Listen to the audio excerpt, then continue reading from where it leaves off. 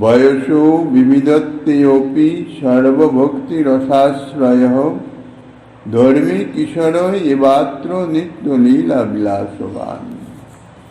কলিযুগ পাবন অবতার পরম করুণাময় শ্রী শ্রী গৌরাঙ্গ সুন্দরের পরম অন্তরঙ্গ প্রিয় পার্শ্বদবর্য পূজ্যপাদ শ্রীকৃষ্ণদাস কবিরাজ গোস্বামী মহাশয় তাহার শ্রী চৈতন্য চরিতামৃত নামক শ্রী গ্রন্থের মধ্য লীলার বিংশ পরিচ্ছেদের সনাতন শিক্ষা প্রসঙ্গে স্বয়ংরূপ ব্রজেন্দ্রনন্দন শ্রীকৃষ্ণের বিভিন্ন অবতারের চরিতাবলী বর্ণনা করে এখন যে বাল্য পৌগণ্ড ইত্যাদি যে লীলা সেই সম্বন্ধে বর্ণনা করিতেছেন।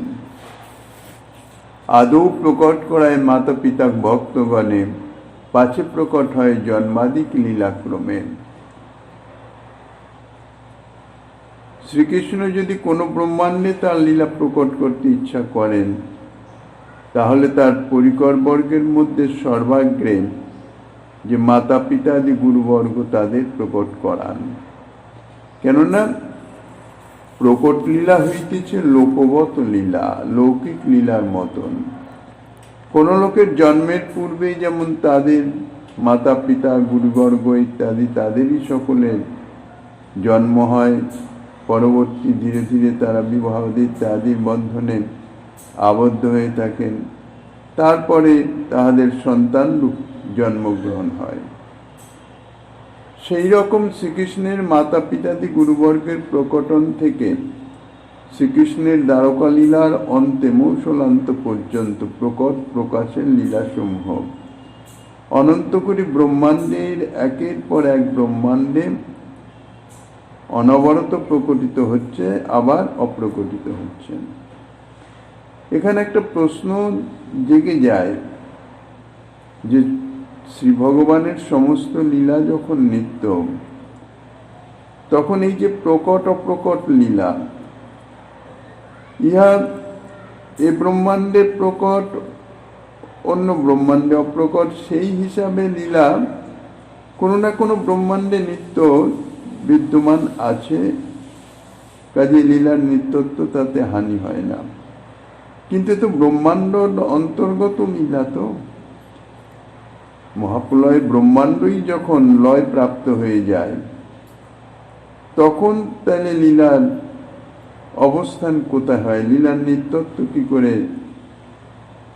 বিদ্যমান থাকে, সেই সম্বন্ধেই বিশেষ যে মহাপ্রলয়ে চ প্রাকৃত ব্রহ্মাণ্ডাভাবে অপি যোগমায়া কল্পিত ব্রহ্মাণ্ডেষু প্রাকৃত তেন প্রত্যায়িতে রীতি প্রকটা প্রপঞ্চ গোচরা লীলাপি কাল দেশ বসাদাপেক্ষিস প্রাকট্যবতী কৃষ্ণ দুমনি নিম্নচে গিড়নেশ জগরে নেতু দব বাক্য দোতিতা গেয়া।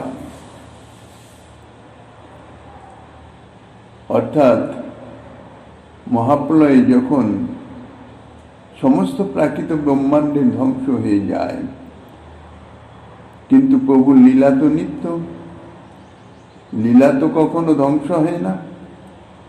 তাহলে লীলা অবস্থানের ধাম তো চাই, স্থান তো চাই। তো সেই জন্য কি হয়, অঘটন ঘটন পটিয়সী যোগমায়া প্রাকৃত ব্রহ্মাণ্ডবৎ প্রতীয়মান বহু ব্রহ্মাণ্ডের সৃষ্টি করেন এবং লীলা প্রাকট্যের সুযোগ করে দেন। যেমন প্রাকৃত ব্রহ্মাণ্ডে কোনো না কোনো ব্রহ্মাণ্ডে লীলা চলতেই আছে।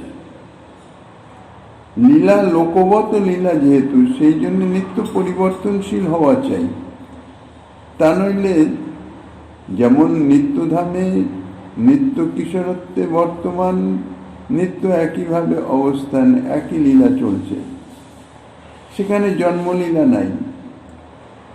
পৌগণ্ডের লীলা অর্থাৎ বয়সের ক্রম অনুসারেই তো জন্ম, তারপরে বাল্য, তারপরে ধীরে ধীরে বয়স বৃদ্ধি কমে 5 বৎসর উত্তীর্ণ হয়ে গেলে পৌগণ্ড লীলা শুরু হয়ে যায়। তাহলে পরিবর্তন প্রতিক্ষণে চাই। তো সেই পরিবর্তনের জন্যে বিভিন্ন ব্রহ্মাণ্ডে সে লীলা চলছে। তা ব্রহ্মাণ্ড যখন ধ্বংসপ্রাপ্ত হয়ে যায় তখন যোগমায়া তার অঘটন ঘটন প্রতিবেশী শক্তিতে এই প্রাকৃত ব্রহ্মাণ্ডেরই মতন বহু অপ্রাকৃত ব্রহ্মাণ্ড সৃষ্টি করেন, অর্থাৎ প্রকাশ করেন। এবং লীলা সেই অপ্রাকৃত বহু ব্রহ্মাণ্ডে, এক ব্রহ্মাণ্ডে নয়, প্রাকৃত ব্রহ্মাণ্ডের মতন অপ্রাকৃত বহু ব্রহ্মাণ্ডে একের পর এক লীলা চলতে থাকে। তারপর যখন আবার নতুন করে ব্রহ্মাণ্ডের সৃষ্টি হলো, তখন এই সমস্ত অপ্রাকৃত ব্রহ্মাণ্ড যোগমায়া আবার অন্তর্ধান করিয়ে দিলেন, প্রাকৃত ব্রহ্মাণ্ডে লীলা প্রকাশিত হতে থাকলো। যেহেতু শ্রী ভগবানের সর্বগ অনন্ত বিভু সর্বব্যাপক তত্ত্ব, প্রাকৃত অপ্রাকৃত সমস্ত স্থান ব্যাপিয়া রয়েছে, কাজে যে কোনো স্থানে যে কোনো সময় প্রকট বা অপ্রকট হতে কোনো অসুবিধা নাই। অপ্রাকৃত ব্রহ্মাণ্ডে লীলা চলছে। যেই প্রাকৃত ব্রহ্মাণ্ড সেই প্রভুর অন্তর্গত, প্রভুর ধাম স্বরূপ সমস্ত কিছুই সর্বব্যাপক বিভু তখন যে কোনো স্থানে যে কোনো সময়ে লীলা প্রকট করতে কোনো অসুবিধার বিষয় নয়। তো এই যে লীলা প্রকট অপ্রকট লীলা, ইহা হচ্ছে বাল্য পৌগণ্ড লীলারস আস্বাদনের জন্যে। তো এই শ্লোকে বলছেন বয়সের কৌমার পৌগণ্ড কৌশলাদি বিবিধ প্রকার ভেদ থাকলেও সর্বভক্তি রসাশ্রয় সর্বগুণান্বিত নিত্য নূতন লীলা বিশিষ্ট কৈশোর বয়সই শ্রীকৃষ্ণের প্রশস্ত বয়স। বয়সও বিবিধত্তি, অর্থাৎ বয়সের বিবিধ ভেদ। কৌমার পৌগণ্ড কৈশোর বয়সের বিবিধত্ব। শ্রীকৃষ্ণ তো নিত্য কিশোর বলে তার যে কিশোরত্ব ধর্মী, সে হচ্ছে মূল ধর্মী। কিশোর এই নিত্য স্থিতি, কিশোরের পরে যে যৌবন বা পৌরত্ব, বার্ধক্য ইত্যাদি কিছু নাই। কৌমার পৌগণ্ড কৈশোর এই তিন রকম বয়স থাকলেও শ্রীকৃষ্ণের কৈশোর বয়সই হচ্ছে ভক্তিরস বিষয়ে শ্রেষ্ঠ, কারণ এই কিশোর বয়সই হচ্ছে সর্বভক্তি রসাশ্রয়। দাস্যশোক্য বাৎসল্য মধুরাদি সমস্ত ভক্তি রসের মূল আশ্রয় হচ্ছে এই কিশোর বয়স, এই কিশোর স্বরূপ। শ্রীকৃষ্ণের কিশোরই হচ্ছে মধুর ভক্তি রসের মুখ্য অবলম্বন। বাল্য পৌগণ্ড বয়সে মধুর রসের আস্বাদন হয় না। মধুর রসের আস্বাদনের নিমিত্ত কিশোর বয়সই অপেক্ষা আছে। মধুর ভক্তিতে, অর্থাৎ মধুর রসের ভক্তিতে দাস্যও আছে, সখ্যও আছে, বাৎসল্য আছে। এই সমস্ত রসের যে গুণ, সেই গুণাদি তাহা বিদ্যমান আছে।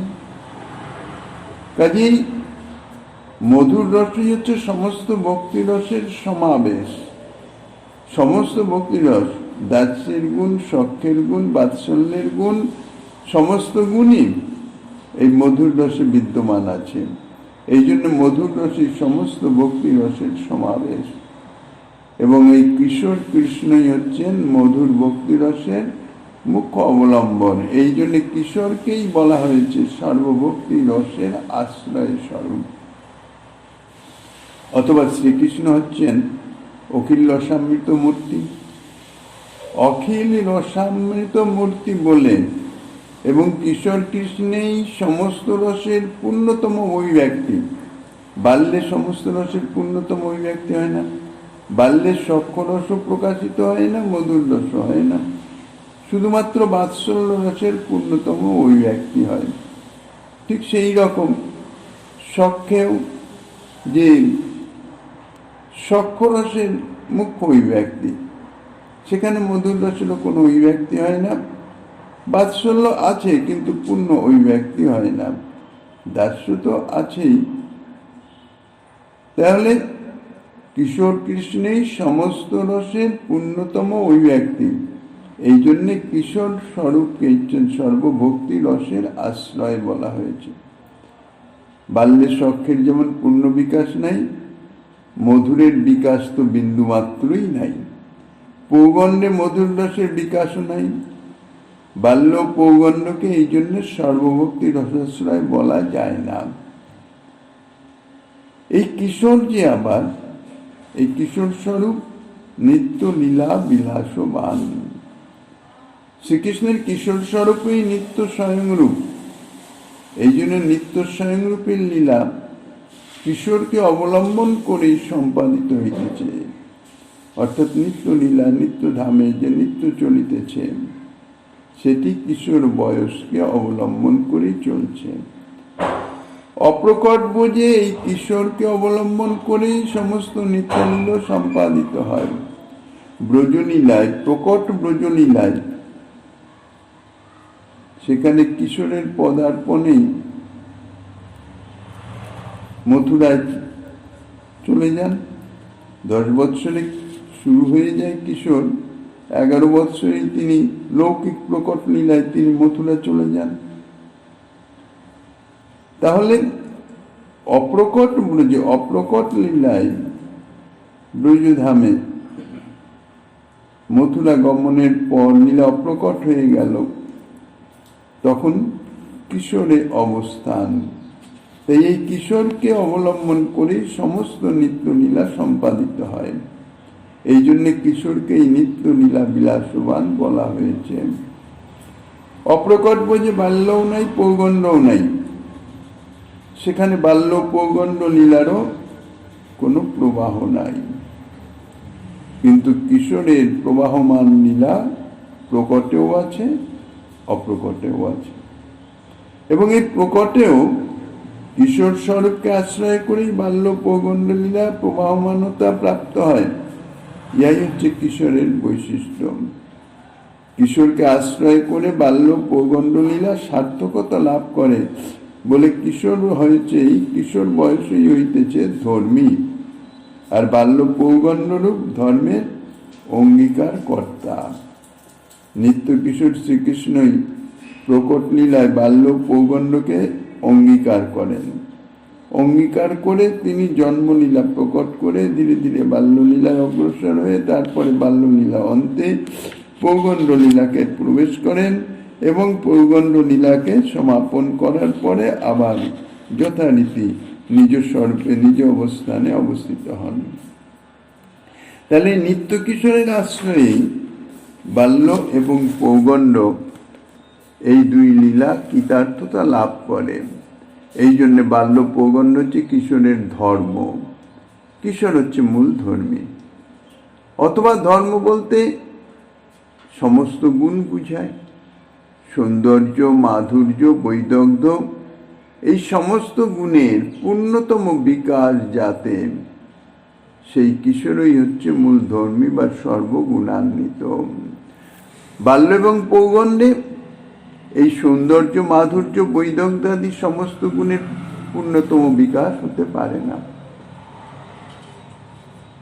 এই জন্যে তারা কখনো ধর্মী হতে পারে না, মূল হতে পারে না। কিশোরের এই সমস্ত বৈশিষ্ট্য পূর্ণতম রূপে বিকাশমান, প্রকাশমান। এই জন্যে ভক্তিরসে কিশোরেরই সর্বত্র প্রশংসা। কিশোর শেখর ধর্মী, এই উক্তির প্রমাণস্বরূপ এই শ্লোকের উদ্ধৃতি দিয়েছিলেন। পুতনা বদাদি যত লীলা ক্ষণে ক্ষণে, সব লীলা নিত্য প্রকট করে অনুক্রমে। অনন্ত ব্রহ্মাণ্ড তার নাহিক গণন, কোন লীলা কোন ব্রহ্মাণ্ডে হয় প্রকটন। জন্মলীলা প্রকটনের 6 দিনের মাথায় তো পুতনাবধ লীলা প্রকট করছেন। প্রথমে মাতা পিতা আদি গুরুবর্গ প্রকটন, ধীরে ধীরে নিত্য পরিবর্তনের মাধ্যম দিয়ে অগ্রসর হয়ে জন্মলীলা প্রকটন করে ধীরে ধীরে 1, 2, 3, 4, 5, 6 দিন অতিবাহিত করিয়ে তারপরে পুতনা মক্ষণ লীলা প্রকট করেন। এই মাতা পিতাদির প্রকটন থেকে আরম্ভ করে ব্রজ থেকে মথুরাগমন, মথুরা থেকে দ্বারকাগমন, দ্বারকায় শতবৎসর লীলা সমাপনের পর ব্রহ্মশাপ অবলম্বন করিয়ে মৌসুলান্তন লীলা পর্যন্ত, অর্থাৎ শ্রীকৃষ্ণের অপ্রকট লীলা পর্যন্ত, এই যে সমস্ত প্রকট লীলা, এই প্রকট লীলার অন্তর্গত যে জন্ম, পুতনাবধ, শকট ভঞ্জন, গোবর্ধনাদি ধারণ, ব্রজে যে সমস্ত একের পর এক লীলা, মথুরায় কংসবধ ইত্যাদি যে সমস্ত লীলা, বা দ্বারকায় তার পরবর্তী সমস্ত লীলা, এ সমস্ত লীলা একের পর এক যেন রঙ্গমঞ্চে প্রকাশিত হতে থাকে। কিন্তু এক ব্রহ্মাণ্ডে এক লীলা প্রকাশ হলো, লীলা সমাপন হয়ে সে লীলা অন্তর্ধান হয়ে গেল, তার মানে সে লীলা যে বিনাশ হয়ে গেল, ধ্বংস হয়ে গেল বা অস্তিত্বহীন হয়ে গেল তা নয়। এর প্রত্যেকটা লীলা, প্রতিক্ষণের লীলা, তাহা হচ্ছে নিত্য। যেমন পুতনাবধ লীলা, যে ব্রহ্মাণ্ডে পুতনাবধ হয়ে গেল তার পূর্বেই অন্য ব্রহ্মাণ্ডে পুতনার আগমন শুরু হয়ে গেছে, মানে প্রতিক্ষণের লীলা একের পর এক ব্রহ্মাণ্ডে চলছে, ক্রমান্বয়ে। কোনো লীলার কোনো ক্ষণই অনিত্য নয়, প্রতিটা ক্ষণই নিত্য, সদা সর্বদাই। তা পুতনাবধ লীলা যখন এক ব্রহ্মাণ্ডে শেষ, অর্থাৎ অপ্রকট হয়ে যাচ্ছে, অন্য ব্রহ্মাণ্ডে সে লীলা প্রকট হয়ে যাচ্ছে, আবার সেই ব্রহ্মাণ্ডে অপ্রকট হচ্ছে, অন্য ব্রহ্মাণ্ডে প্রকট হচ্ছে। ঠিক এরকমভাবে সমস্ত লীলাই কোনো না কোনো ব্রহ্মাণ্ডে, আর মহাপ্রলয়ে যোগমায়ের কল্পিত ব্রহ্মাণ্ডের, অর্থাৎ সমস্ত লীলার সদা সর্বদাই প্রকট থাকছে। কোনো লীলা একেবারে অপ্রকট হয়ে যায় না। প্রাকৃত ব্রহ্মাণ্ড যখন ধ্বংস হয়ে যাচ্ছে, তখন অপ্রাকৃত ব্রহ্মাণ্ডে শুরু হয়ে যাচ্ছে, মানে ক্রমান্বয়ে চলতেই আছে। এমন কোনো সময় নাই যখন এই পুতনাবধ লীলা, এরকম অন্যান্য সমস্ত লীলা, এমন কোনো সময় নাই যে তখন সেই লীলার অস্তিত্ব থাকে না, সেই লীলা নাই। সমস্ত লীলাই প্রকট কোনো না কোনো ব্রহ্মাণ্ডে, সে প্রাকৃত ব্রহ্মাণ্ড হোক আর অপ্রাকৃত যোগমায়া কল্পিত ব্রহ্মাণ্ড হোক, লীলা চলছেই। সুতরাং এইরূপ শ্রীকৃষ্ণের সমস্ত লীলার প্রকটত্ব যে, তাহাও নিত্য। শকট ভঞ্জন, গোবর্ধন ধারণ ইত্যাদি অন্যান্য সমস্ত যে লীলা, সমস্ত লীলা সম্বন্ধেও ঠিক এইরকম, প্রত্যেক খণ্ড লীলাও নিত্য। একের পর এক অনুক্রমে তাহা প্রকাশিত হয়। প্রকট লীলাটা হচ্ছে মাতা পিতাদি প্রকটন থেকে শুরু করে মৌসুলান্ত পর্যন্ত, এই হচ্ছে লীলার প্রকাশ আর কি, প্রকট লীলার প্রকাশ। সেই লীলার এর প্রত্যেকটা লীলা, সেগুলি একের পর এক স্থানে নিত্য চলতেই আছে। যেটির পর যেটি হলে সমগ্র লীলার লৌকিকত্বটি বজায় থাকে, তার সঙ্গতি নষ্ট হয় না। ঠিক সেই রকমভাবে সেই লীলার পর সেই লীলা, সেই লীলার পর সেই লীলা, একেবারে যথাবিধি ক্রম অনুসারে ব্রহ্মাণ্ডের অন্তর্গত প্রকট লীলা বিভিন্ন স্থানে এইভাবে প্রকটিত হয়। আবার যেই ব্রহ্মাণ্ডের পর সেই ব্রহ্মাণ্ডের সমগ্র প্রকট লীলা প্রকটিত হবে, সেই ব্রহ্মাণ্ডে প্রত্যেক খণ্ডলীলাও যথাক্রমে যথাযথভাবে প্রকটিত হতে থাকে। এই ক্রমের কখনো বিনাশ হয় না। এই মতো সব লীলা যেন গঙ্গাধার, শেষে লীলা প্রকট করে ব্রজেন্দ্র কুমার। ক্রমে বাল্য পৌগণ্ড কৈশোরতা প্রাপ্তি, রাসাদি লীলা করে কৈশোরে নিত্য স্থিতি। গঙ্গার ধারা যেমন কোন স্থানে বিচ্ছেদ নাই, নিরন্তর প্রবাহমান চলছে।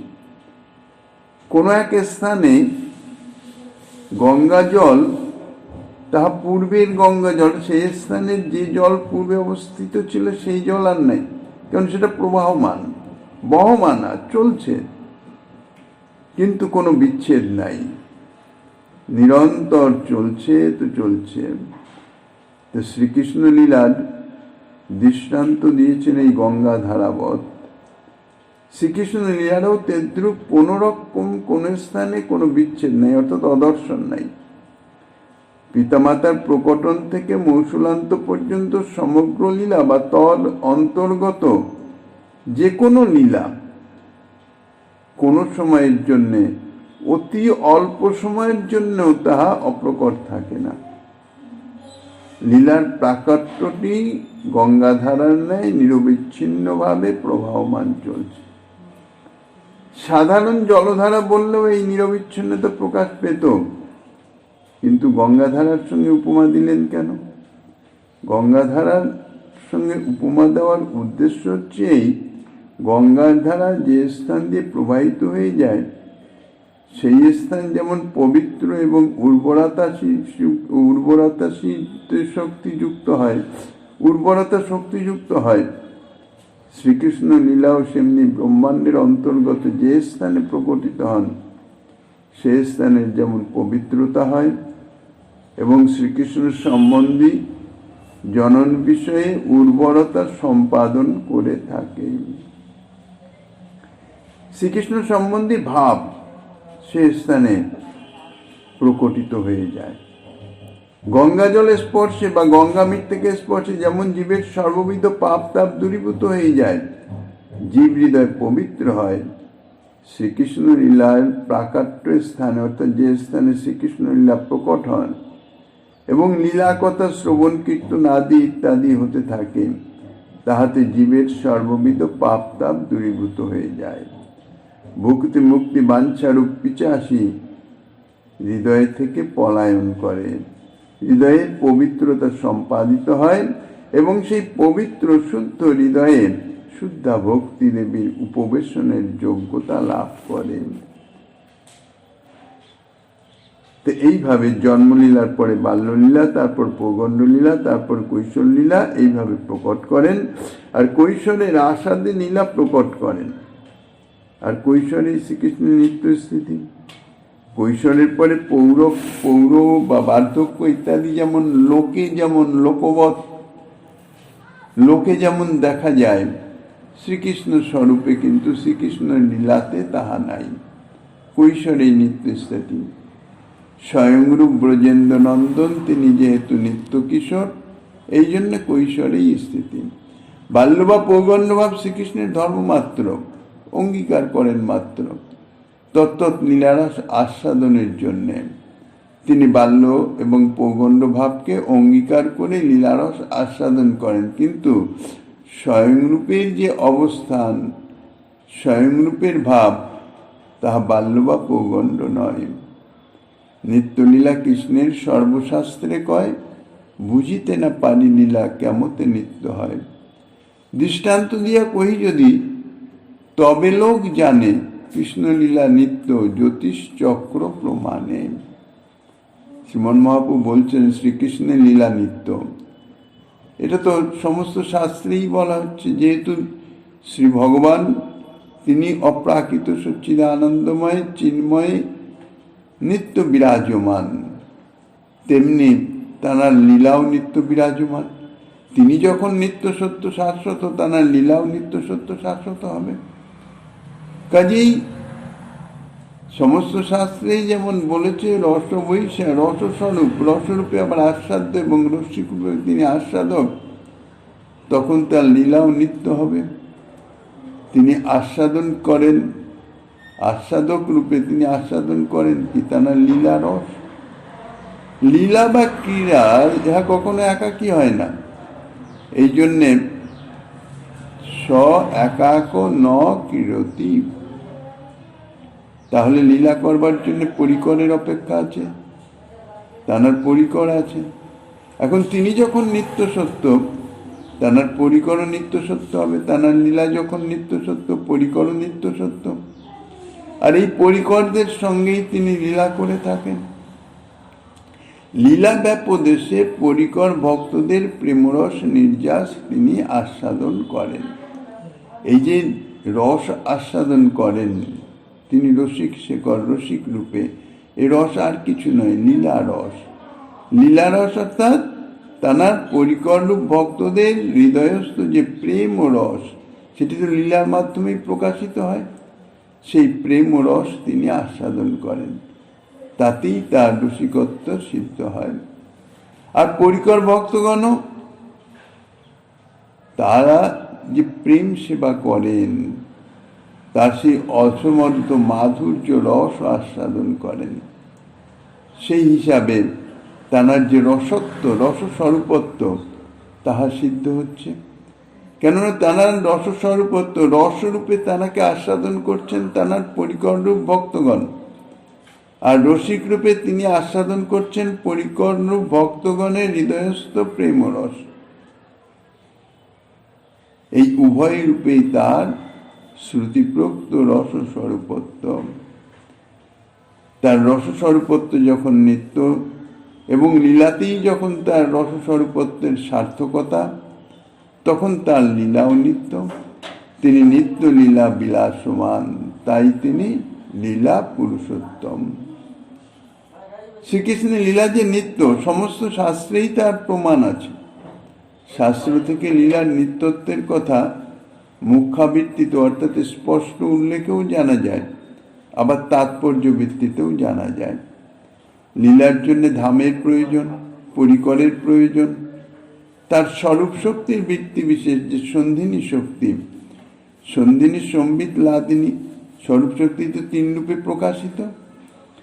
তার স্বরূপ শক্তির বৃত্তি বিশেষ যে সন্ধিনী শক্তি, এই সন্ধিনী শক্তি ধাম রূপে অনাদিকাল থেকেই অভিব্যক্ত। তিনি যেমন নিত্য, তার শক্তি নিত্য, আর শক্তির প্রকাশ রূপ যে ধাম, তার লীলা স্থান, তাহাও নিত্য। সুতরাং তার ধামও নিত্য, তার পরিকর বর্গ, তার স্বরূপ শক্তির মূর্তি বিগ্রহ, সুতরাং তাহারাও নিত্য। সুতরাং যে স্থলে তাহার ধামের এবং পরিকর বর্গের উল্লেখ পাওয়া যায়, সে স্থলে তাৎপর্যই হচ্ছে যে তাহার লীলার নিত্যত্ব। এইরূপে মুখ্যা ভিত্তিতে এবং তাৎপর্য ভিত্তিতে বহু শাস্ত্রে শ্রীকৃষ্ণ লীলার নিত্যত্বর কথা দৃষ্ট হয়, দেখা যায়।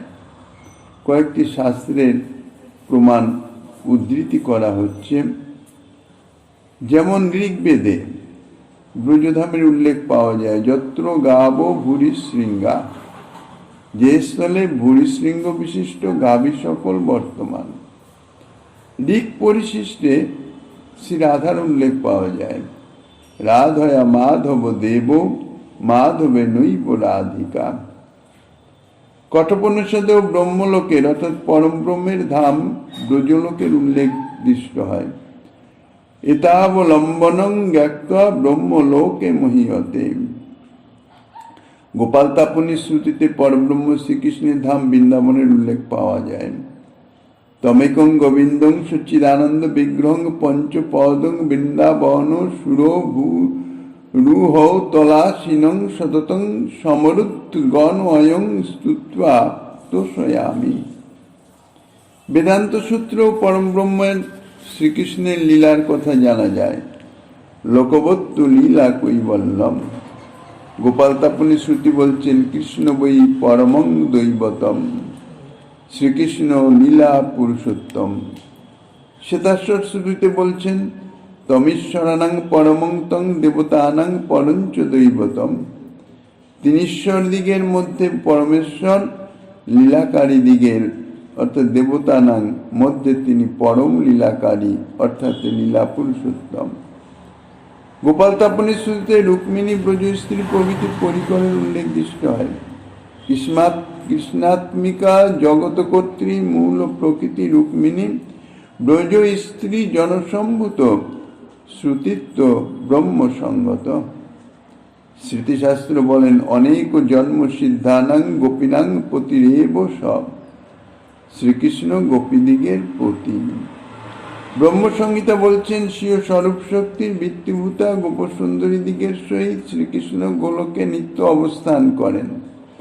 আনন্দ চিন্ময় রস প্রতিভাবিতাভিষিতাভি এব নিজ রূপ তয়া কলাভি গোলকে এব নিবসত্ত অখিলাত্মভূত গোবিন্দমাদি পুরুষং তমং ভজামি। আরো বলেন, লক্ষ্মী সহস্র শত সম্ভ্রম সেব্য মানং গোবিন্দমাদি পুরুষং তমং ভজামি। স্থানে বলা হচ্ছে যে শ্রী গোবিন্দ লক্ষ্মীরূপা সহস্র শত গোপসুন্দরী কর্তৃক নিত্য সেব্যমান। গর্গসংগীতে দেখা যায় দেবগণ শ্রীকৃষ্ণের স্তুতি প্রসঙ্গে বলছেন, বৃন্দাবনেশ গিরিরাজ পথে ব্রজেশ গোপাল বেশ কৃষ্ণ নিত্য বিহার নীল রাধা পথে শ্রুতি ধরাধি পথে ধরাং তং গোবর্ধন ধরণং উদ্ধব ধর্ম ধারণাম। এখানে পরিষ্কার ভাবেই শ্রীকৃষ্ণকে কীর্তনিত্য বিহার নীল নিত্য লীলা বিলাসী বলা হয়েছে। পদ্মপুরাণ পাতাল খণ্ডে নারদের উক্তিতে শ্রী রাধা সম্বন্ধে বলেন, আনন্দ রূপিণী শক্তি সে তমীশ্বরী ন সংশয় তয়া চ কিরতি কৃষ্ণ নূনং বৃন্দাবনী বনে। এ থেকে জানা যায় যে শ্রীকৃষ্ণ শ্রী রাধার সঙ্গে বৃন্দাবনে নিত্য লীলা করেন।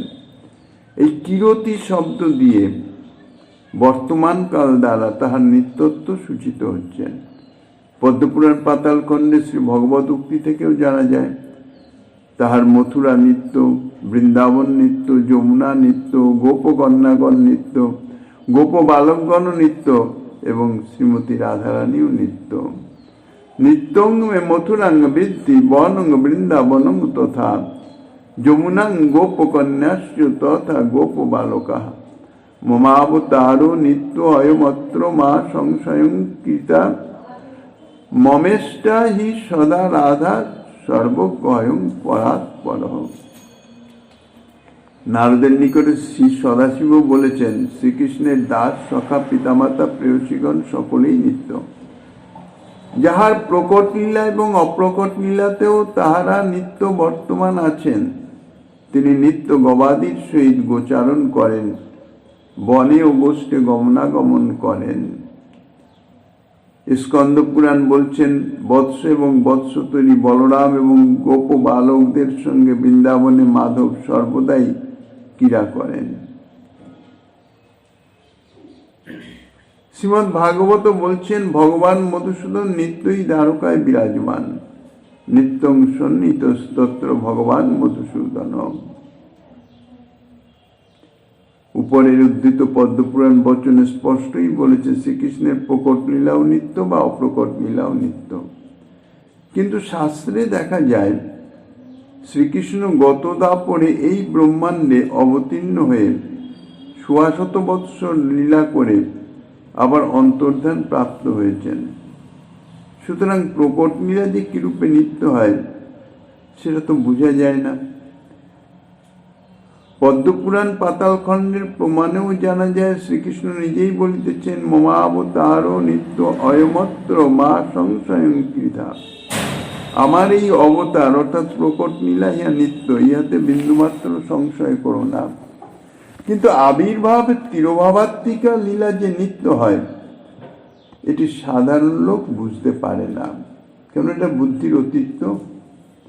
এই জন্য এটি কি করে নিত্য হচ্ছে, তাই জ্যোতিষ চক্রের দৃষ্টান্ত দ্বারা সেটি বুঝাচ্ছেন। পুতনা বদাদি যত লীলা সমস্তই জ্যোতিষ চক্র অনুযায়ী। জ্যোতিষ চক্রের নিয়মটি কি? পৃথিবীশ্বীয় মেরুদণ্ডের চারিদিকে অনবরত ঘুরছে। একবার ঘুরতে যে সময় লাগে তাকেই বলা হয় এক অহোরাত্র, অর্থাৎ 24 ঘন্টা। পৃথিবীর তুলনায় সূর্য আকাশের এক স্থানে স্থিতিশীল অবস্থায় আছে, আর পৃথিবী পশ্চিম থেকে পূর্ব দিকে ঘুরতেছে। তার সঙ্গে পৃথিবীস্থ যেমন লোকজন, তাহারও সেই মধ্যাকর্ষণ শক্তির বলে ভূপৃষ্ঠেই অবস্থান। পৃথিবী যখন ঘুরছে তাহলে পৃথিবীর সঙ্গে তারাও ঘুরছে, সমস্ত কিছুই পশ্চিম থেকে পূর্ব দিকে ঘুরছে। কিন্তু জাহাজে চড়ে দ্রুত বেগে নদীর মধ্যে দিয়ে যাওয়ার সময় লোক যেমন নিজের গতি ভুলে নদী তীরস্থ স্থিতিশীল বৃক্ষাদিকেই বিপরীত দিকে যেতে দেখে যায়, জাহাজে হোক বা দ্রুতগামী কোনো যানে হোক।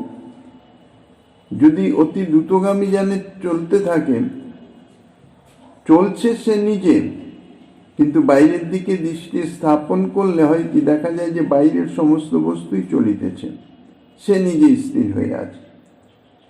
পৃথিবীর সঙ্গে ঘূর্ণায়মান লোকসমূহে ঠিক সেই রকম ঘুরছে তারা, কিন্তু নিজেদের গতি ভুলে গিয়েও স্থিতিশীল সূর্যকেই তাহাদের বিপরীত দিকে অথবা পূর্ব থেকে পশ্চিম দিকে ভ্রমমান হিসাবে দেখছে, পশ্চিম দিকে চলে যেতে দেখছে। সূর্যের এই যে প্রতীয়মান গতি, তাহার আপেক্ষিক গতি বলা হয়। এইভাবে সূর্য যখন প্রথম দৃষ্টির মধ্যে আসে তখন সূর্যোদয়, যখন মাথার উপরে আসে তখন মধ্যাহ্ন, যখন একবারে পশ্চিম দিকে চলে যায় তখন অস্তাচল থেকে দৃষ্টির বাইরে চলে যেতে থাকে, যখন দৃষ্টির বাইরে চলে গেল তখন সন্ধ্যা, আর যতক্ষণ দৃষ্টির বাইরে থাকে ততক্ষণ হচ্ছে রাত্রি। পৃথিবীর আকার হচ্ছে বর্ণিত আছে কমলা লেবুর ন্যায় গোল। তাই পৃথিবীস্থ সকল লোকই একই সময় সূর্যোদয় বা সূর্যাস্ত এটি দেখতে পারে না। পূর্ব দিকের লোক আগে দেখবে, পশ্চিম দিকের লোক পরে সূর্যোদয় দেখে। যে স্থান যত পশ্চিমে সেই স্থানের লোক সূর্যোদয় তত দেরিতে দেখে, অর্থাৎ সেই স্থানে সূর্যোদয় তত দেরিতে হয়।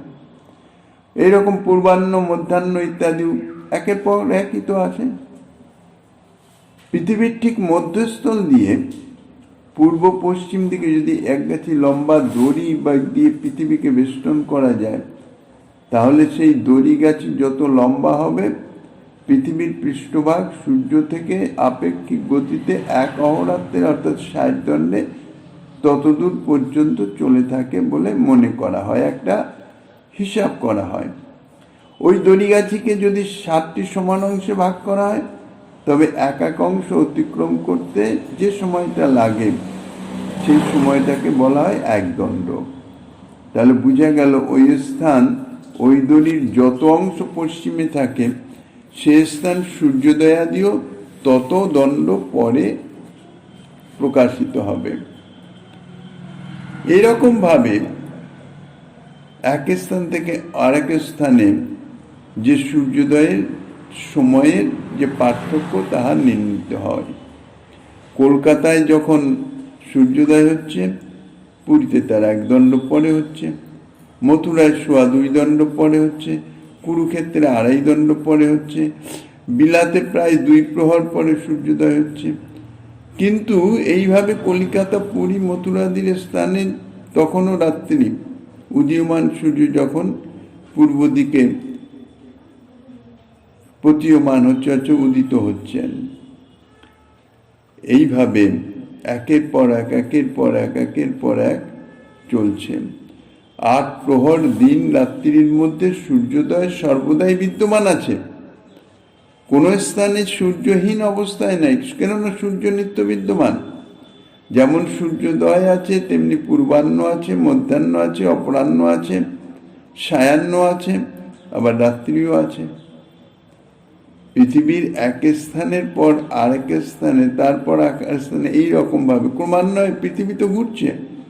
সূর্য এক স্থানে, কিন্তু পৃথিবী ঘোরার সঙ্গে সঙ্গে পৃথিবীতে অবস্থিত যে লোকসমূহ বা স্থানসমূহ সেটিও সূর্য থেকে কখনো সম্মুখে আসছে, ধীরে ধীরে আবার পশ্চাতে চলে যাওয়াতে অদর্শন হয়ে যাচ্ছে। ঠিক সেই রকম এক স্থানে সূর্যোদয় শেষ হলে আরেক স্থানে সূর্যোদয় শুরু হচ্ছে। ইহাই হচ্ছে জ্যোতিষচক্র। ঠিক লীলাও, শ্রীকৃষ্ণেরও জন্ম থেকে মৌসুলান্ত লীলাসমূহ প্রত্যেকটি ঠিক এই রূপে এক ব্রহ্মাণ্ডের পর আরেক ব্রহ্মাণ্ডে, আরেক ব্রহ্মাণ্ডে থেকে আরেক ব্রহ্মাণ্ডে এইরকমভাবে সর্বদাই প্রকট থাকে।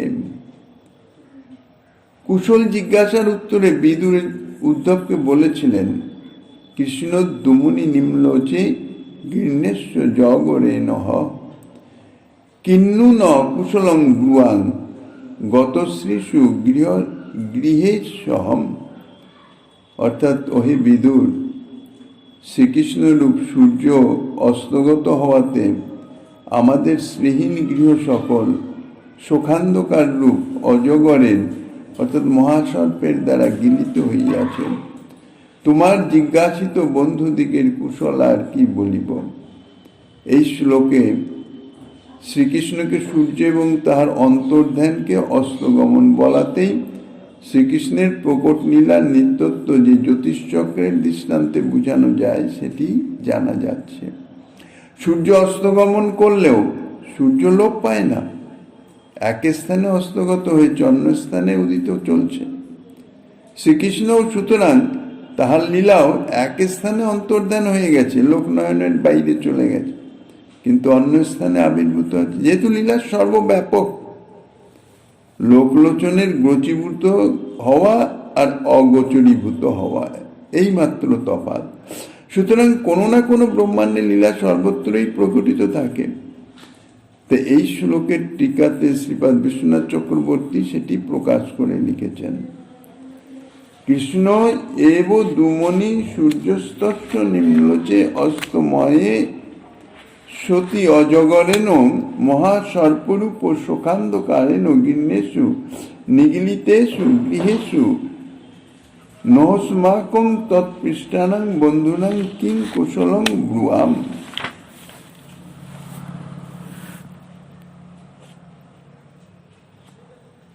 এই টিকার শেষ অংশে চক্রদ্বীপাদ বলেছেন, জ্যোতিষচক্রের দৃষ্টান্তে শ্রীকৃষ্ণের প্রকট লীলার নিত্যত্ব বুঝানো হল, কিন্তু দৃষ্টান্ত দাষ্টান্তিকের সর্ববিষয়ে কিন্তু সাদৃশ্য নাই।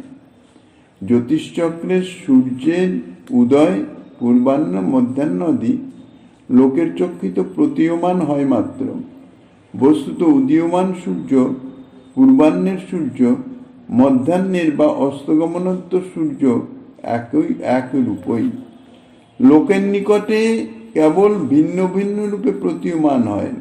সুতরাং প্রতীয়মান বিভিন্ন রূপটি সেটি বাস্তব নয়, কেননা সূর্যোদয়ের যে সূর্য সেটি বাল সূর্য, লাল মতন দর্শনে, তার তেজই নাই, অর্থাৎ কিরণমালা নাই বললেই হয়। ধীরে ধীরে তেজ বাড়তে থাকে, মধ্যাহ্নে একদম পরিপূর্ণ সে সূর্যের দিকে তাকানোই যায় না, আবার ধীরে ধীরে তেজ কমতে কমতে অস্তাচলের দিকে সূর্য আবার সেই সূর্যোদয়ের মতন লাল প্রতিভাত হয়। কিন্তু এই যে ভিন্ন ভিন্ন রূপে প্রতীয়মান হয় মাত্র, বাস্তবিক সূর্য একরূপই থাকে। এইভাবে জ্যোতিষচক্রের দৃষ্টান্ত দিয়ে শ্রীকৃষ্ণের যে সমস্ত লীলা প্রকট লীলা তাহা নিত্য, তাহাই প্রমাণিত হল। জ্যোতিষচক্রে সূর্য যেন ভ্রমে রাত্রি দিনে সপ্তদিবাম্বুতি লঙ্ঘি ফিরে ক্রমে ক্রমে। রাত্রি দিনে হয় 60 দণ্ড পরিমাণ, 3,600 পল তার মান। সূর্যোদয় হতে 60 পল ক্রমোদয়, সেই এক দণ্ড অষ্টদণ্ডে প্রহর হয়। 1, 2, 3, 4 প্রহরে অস্ত হয়, 4 প্রহর রাত্রি গেলে পূর্ণ সূর্যোদয়। ওইছে কৃষ্ণ লীলা মণ্ডল 14 মন্বন্তরে, ব্রহ্মাণ্ড মণ্ডল ব্যাপী ক্রমে ক্রমে ফিরে। 1,600 বৎসর কৃষ্ণের প্রকট প্রকাশ, তাহা জইছে ব্রজপুরে করিল বিলাস। আলাত চক্রবৎ সে লীলা চক্র ফিরে, সব লীলা সব ব্রহ্মাণ্ডে ক্রমে উদয় করে। জন্ম বাল্য পৌগণ্ড কৈশোর প্রকাশ, পুতনা বদাদি করি মৌসুলান্ত বিলাস।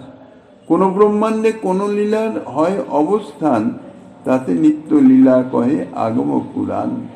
গোলক গোকুল ধাম বিভু কৃষ্ণ সম, কৃষ্ণের ছায় ব্রহ্মাণ্ডগণে তাহার সংক্রমণ।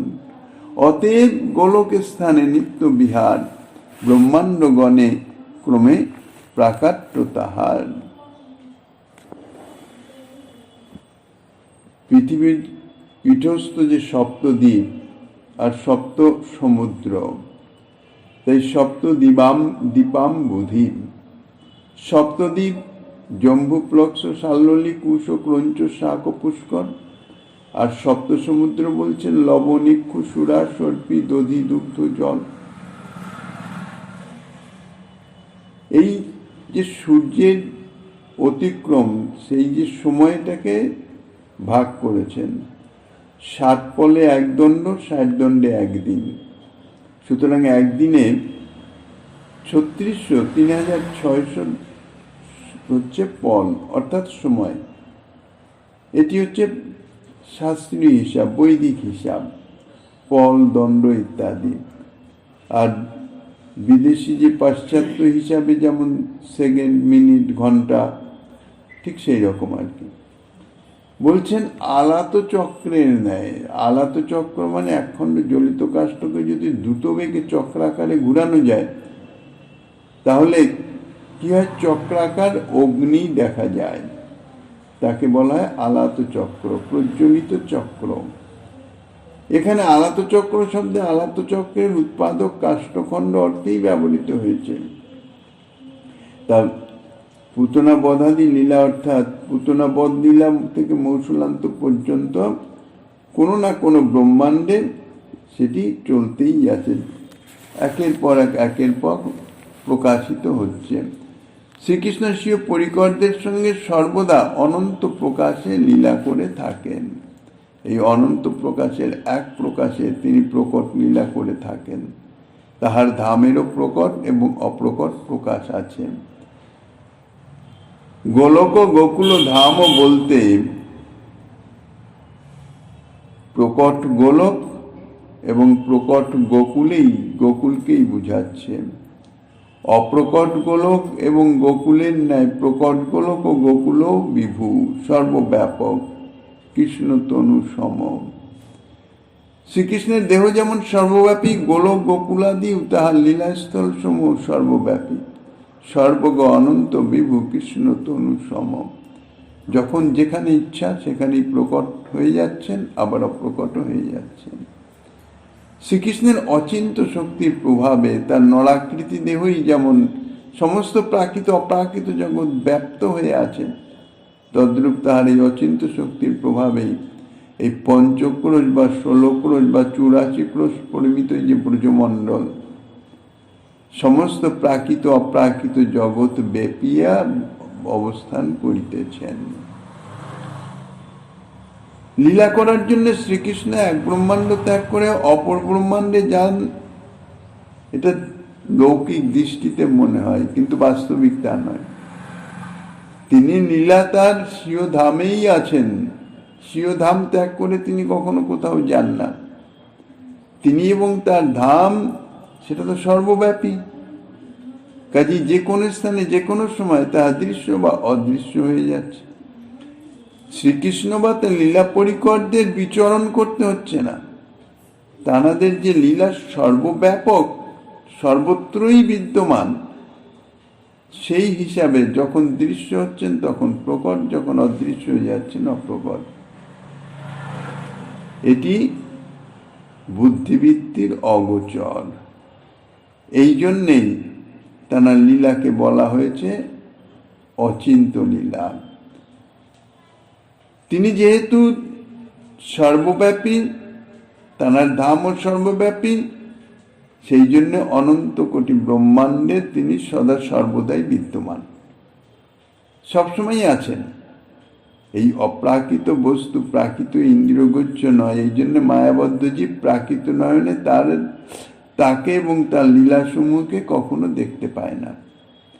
তিনি যখন কৃপা করে দেখবার শক্তি দেন তখন লীলা প্রকট হয়, অর্থাৎ সেই স্থানের জীব সকল তাহারা সে লীলা দেখার যোগ্যতা লাভ করেন। যখন যে স্থানে তিনি এই শক্তি প্রদান করেন সেই স্থানে, অর্থাৎ সেই স্থানের যে পর্দা, মায়া পর্দাকে সরিয়ে দিলে যেমন দেখা যাচ্ছে, ঠিক সেই রকম সেটি দেখা যায়। সেই ব্রহ্মাণ্ডে তখন তিনি প্রকট, এটি ঘোষণা হয়। তখন সেই ব্রহ্মাণ্ডের লোক তাকে ও তার লীলাকে দেখতে পায়। আবার তিনি ওই শক্তি যখন সরিয়ে নেন তখন সেই ব্রহ্মাণ্ডে তিনি অপ্রকট হয়ে যান। বাস্তবিক শ্রীকৃষ্ণকে কোথাও বিচারণ করতে হয় না। তাঁর লীলা এত ব্যাপক বিভূ তত্ত্ব যে সর্বত্রই তাঁর লীলা চলছে, সব লীলা চলছে। শুধু প্রকট আর অপ্রকট, এ এমনই রহস্য, অচিন্ত রহস্য, যা বুদ্ধিবৃত্তির অর্থাৎ প্রাকৃত বুদ্ধি দিয়ে তাহা কখনো চিন্তাই করা যায় না। প্রকটলীলায় শ্রীকৃষ্ণের ব্রজত্যাগ করে মথুরায় গেলেন, মথুরা ত্যাগ করে দ্বারকায় গেলেন, দ্বারকা থেকে হস্তিনাপুরে গমনাগমন করছেন। এগুলি সমস্ত হচ্ছে লীলার লৌকিকত্ব রক্ষার নিমিত্ত। বাহ্যিক দৃষ্টিতে যেন সেরম দেখা হচ্ছে, কিন্তু বাস্তবিক তা নয়। ব্রহ্মাণ্ডস্থ ব্রজ মথুরা দ্বারকাদিধাম, এটি আমাদের প্রাকৃত দৃষ্টিতে সীমাবদ্ধ, কিন্তু তা হচ্ছে সর্বব্যাপী, ব্যাপক, বিভূতত্ব। শ্রীকৃষ্ণের ইচ্ছাতে ভিন্ন ভিন্ন সময়ে ভিন্ন ভিন্ন ব্রহ্মাণ্ডে তাহার প্রকট লীলাস্থল গোলক গোকুলাদি সংক্রমণ হয়ে থাকে। কখন কোন ব্রহ্মাণ্ডে কোন লীলা প্রকটিত হবে তা সম্পূর্ণরূপে শ্রীকৃষ্ণের ইচ্ছার উপরেই নির্ভর করে। তিনি যখন যে ব্রহ্মাণ্ডে লীলা প্রকট করতে ইচ্ছা করেন, তখন তার ইচ্ছাতেই সেই ব্রহ্মাণ্ডে সেই লীলার ধাম, লীলা সমস্ত কিছু লোকলয়নের গোচরীভূত হয়ে যায়। শ্রীকৃষ্ণ গোলক ছেড়ে কোনো ব্রহ্মাণ্ডে আসেনও না, কোথাও কোনো ব্রহ্মাণ্ড থেকে তিনি কোথাও যানও না, সর্বত্রই তিনি বিদ্যমান আছেন। গোলকে থেকেই তিনি লীলা করিতেছেন এবং গোলকেও সর্বগ অনন্ত বিভু বলে সকল ব্রহ্মাণ্ডের সকল স্থান জুড়েই বিদ্যমান আছে। সুতরাং সকল ব্রহ্মাণ্ড ব্যাপিয়াই তাহার লীলা সর্বদাই চলিতেছে, শুধুমাত্র মায়ারূপ যবনিকার অন্তরালে আছে বলে জীব তাহা দেখিতে পায় না। তিনি কৃপা করে যখন যে ব্রহ্মাণ্ডের সম্মুখের যবনিকাটি তুলে দেন, তখন সেই ব্রহ্মাণ্ডের লোক তার লীলা দেখতে পারে, দেখার যোগ্যতা পায়। আবার কৃপা করে এক ব্রহ্মাণ্ডের পর এক ব্রহ্মাণ্ডে তার এই যে যবনিকা অপসারণ তা চলতে থাকে। ঠিক সেরকম ভাবে তার লীলাও প্রকট এবং অপ্রকট হতে থাকে। যে ব্রহ্মাণ্ডে যখন যে ব্রহ্মাণ্ডে যে লীলা প্রকটিত হয়, সেই ব্রহ্মাণ্ডে তখন সেই লীলা নতুন করে কিন্তু সৃষ্টি হয় না। লীলা অনাদিকাল থেকে চলছে, শুধুমাত্র সর্বব্যাপক বলে সর্বত্রই বিদ্যমান আছে। যখন যে স্থানে সেইটা প্রকাশ করবার ইচ্ছা হয়, সেই স্থানে প্রকাশিত হয়ে যায়। এক অদ্ভুত অচিন্ত লীলা, সত্যি বুদ্ধিবৃত্তির অগোচর। ব্রজে কৃষ্ণ সর্বৈশ্বর্য প্রকাশে পূর্ণতম, পুরীদয়ে পরমে পূর্ণতর পূর্ণ। শ্রীকৃষ্ণের ঐশ্বর্য মাধুর্যাদি ইহা ব্রজমণ্ডলেই অর্থাৎ ব্রজে লীলাতেই পূর্ণতম রূপে প্রকাশিত হয়েছে। এই জন্য ব্রজে তিনি পূর্ণতম। ব্রজেন্দ্র নন্দন হচ্ছেন পরিপূর্ণতম স্বয়ং ভগবান। মথুরায় তিনি হচ্ছেন পূর্ণতর, যেহেতু তার ঐশ্বর্য মাধুর্যের প্রকাশ ব্রজ থেকে মথুরায় কিঞ্চিত কম। অসর্বব্যঞ্জক পূর্ণতর, আর দ্বারকায় তার থেকে আরো কম, এই জন্যে সেখানে তিনি শুধু পূর্ণ। মথুরা অপেক্ষাও দ্বারকায় ঐশ্বর্য মাধুর্যাদির বিকাশ কম, পূর্ণ অল্প দর্শক। মাধুর্যই ভগবত্তার সার, ভগবানের ভগবত্তার সার হচ্ছে মাধুর্য। সুতরাং এই মাধুর্য বিকাশের তারতম্য অনুসারেই ঐশ্বর্য যেহেতু সদা সর্বদা মাধুর্যের অনুগত, তেমনি মাধুর্যের বিকাশের তারতম্য অনুসারে ঐশ্বর্য প্রকাশের তারতম্য হয়ে থাকে। যোগমায়া কর্তৃক শ্রীকৃষ্ণের মুগ্ধত্বের তারতম্য অনুসারে এইরূপ তরতমতা। ব্রজে মাধুর্য ঐশ্বর্যের পূর্ণতম প্রকাশ এবং ঐশ্বর্য পূর্ণতম মাধুর্যের অনুগত হয়ে থাকেন। শ্রীকৃষ্ণ যোগমায়া কর্তৃক পূর্ণতম রূপে মোহিত। আর পুরীদয়ে অর্থাৎ দ্বারকা পুরীতে এবং মথুরা পুরীতে, দ্বারকায় ও মথুরায় শ্রীকৃষ্ণ পূর্ণতর এবং পরমব্রহ্মে তিনি হচ্ছেন পূর্ণ। যাই হোক, এইভাবে শ্রীকৃষ্ণের লীলার যে এই যে সে বর্ণনা ইত্যাদি প্রমাণস্বরূপ দুটি শ্লোকের উদ্ধৃতি দিচ্ছেন। শ্রীমন মহাপ্রভু গিরিধারীলালের কৃপা হলেন আগামী দিন আস্বাদনের বাসনা রেখে অদ্যকার শ্রী চৈতন্য লীলার এখানেই বিশ্রাম।